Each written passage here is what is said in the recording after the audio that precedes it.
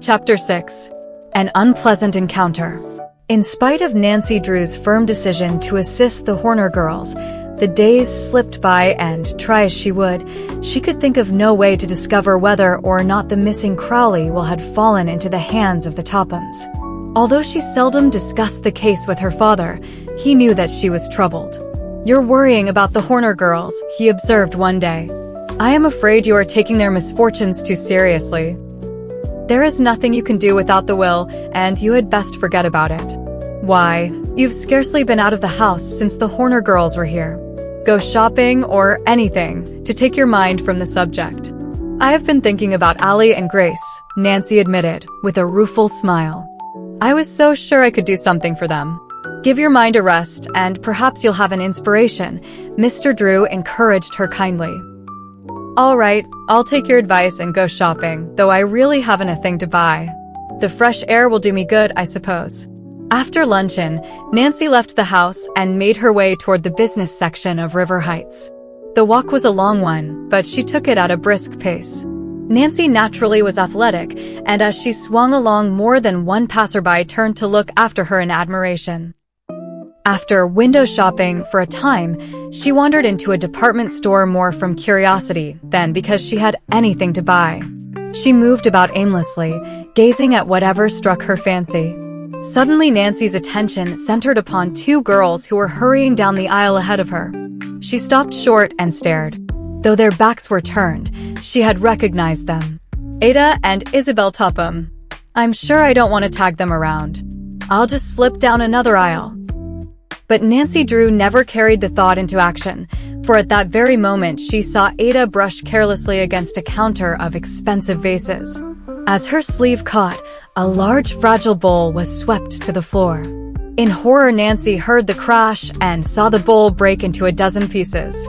As Ada looked down upon the wreckage, a slight flush mounted to her cheeks. Then, with a toss of her head, she started to move on. "Miss, I am afraid I must ask you to pay for the bowl," a saleswoman interposed politely. Ada wheeled angrily and stared at the saleswoman insolently. "I'll not pay for it," she snapped. "I didn't break it." "But, miss, I saw you knock it off the counter," the saleswoman protested. By this time, the floor manager had arrived upon the scene, and a number of shoppers had gathered about Ada and the salesgirl. Nancy likewise drew closer. "This impudent girl claims I broke a vase," Ada stormed, addressing the floor manager. "I wasn't even near the counter at the time. However, I did see her knock it to the floor herself. Isn't that so, Isabel?" Solemnly, Isabel agreed to the untruth. The floor manager looked doubtfully from the Topham sisters to the saleswoman. He realized that it would be a serious error to accuse well-to-do customers falsely, and for that reason he was inclined to give the Topham girls the benefit of the doubt. He stooped over and examined the fragments of the bowl.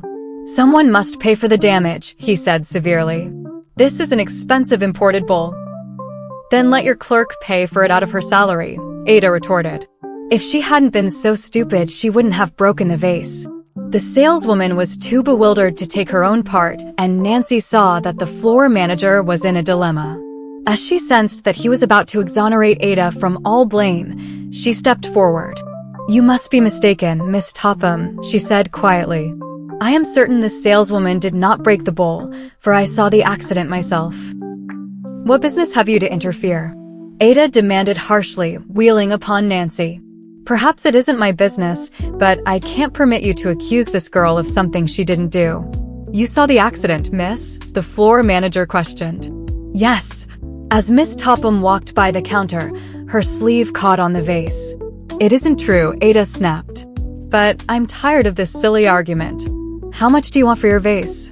The floor manager studied a price list. $50. "What?" Ada fairly screamed. "You want $50 for that old bowl? I'll never pay it. The vase was imported from Italy, miss, and I am afraid you must pay the price asked." "Do you know who I am?" Ada inquired loftily. "I think everyone in the city knows about the Richard Tophams," the floor manager returned wearily. "My father owns." "He doesn't own this store," the man interrupted with growing impatience. If you refuse to pay for the vase, I shall be forced to turn you over to the authorities." "You wouldn't dare." Ada gasped. "Never in all my life have I been insulted like this." Isabel, who was slightly more reasonable than her sister, now held a whispered conference with Ada. "All right, I'll pay for the bowl," Ada decided as she took out her checkbook. "But let me warn you, the matter won't be dropped here." She turned upon Nancy Drew and eyed her coldly. "I'm not through with you either, young lady. You'll pay for this outrage." Nancy made no reply but continued to smile pleasantly, an act which further enraged the Topham sisters. Hastily settling for the damage Ada had done, they sailed grandly out of the store. Gratefully, the saleswoman thanked Nancy.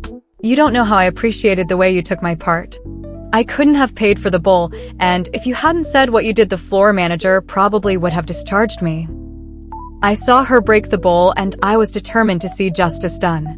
"There is my name and address, if you need it," and Nancy handed the woman her card. "I'm afraid you have made enemies by taking my part." Nancy shrugged her shoulders indifferently. "It really doesn't matter. The Topham girls were never my friends. But they may try to get even with you. They're very spiteful. Let them try." Nancy smiled. "However, I don't believe there is any need to worry.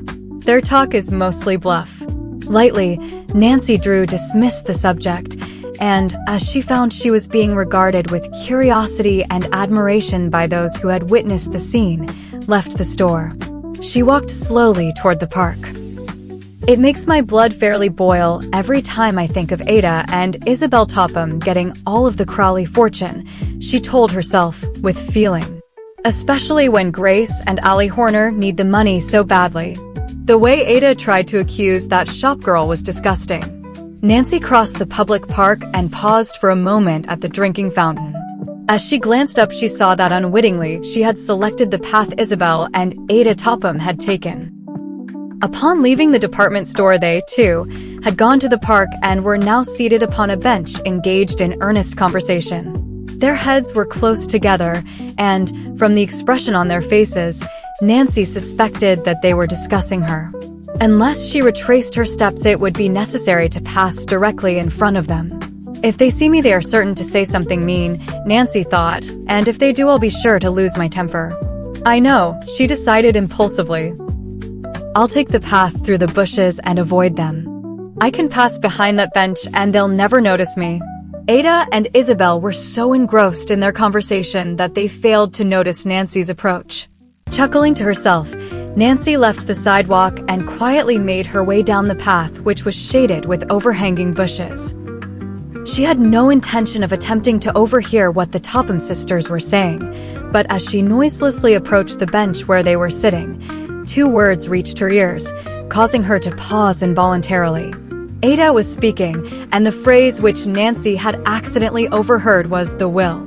In a flash, her suspicions were aroused. She comprehended the significance of the phrase. It must be Josiah Crowley's will they're talking about, she reasoned. Perhaps they know something about the missing will. They may reveal what became of it.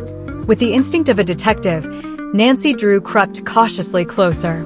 The bushes were thick, and by crouching low behind the bench, she was able to hear without being seen. Oh, if only she might learn something which would prove that the Tophams had deprived the Horner girls of their inheritance.